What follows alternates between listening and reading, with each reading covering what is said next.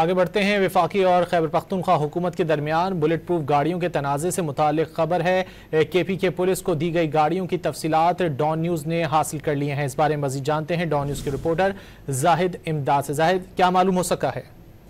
جی بالکل، گزشتہ روز یہ معاملہ سامنے آیا جہاں پر ایک اجلاس میں گاڑیوں کے حوالے سے بات ہوئی، جس کو وزیر اعلیٰ خیبر پختونخوا نے ناقص اور پرانی قرار دی تھی۔ بلٹ پروف یہ گاڑیاں ہیں۔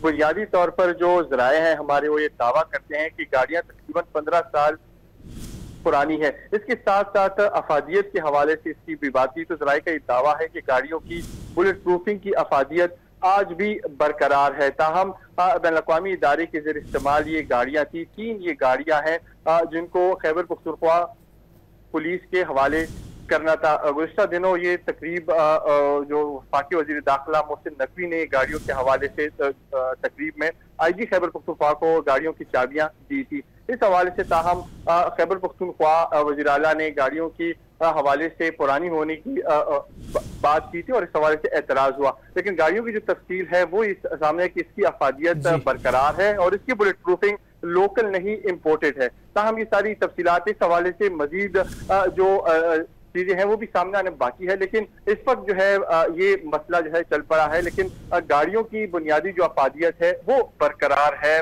ذرائع کا یہ دعویٰ ہے۔ جی بہت شکریہ زاہد امداد ان تفصیلات کے لیے۔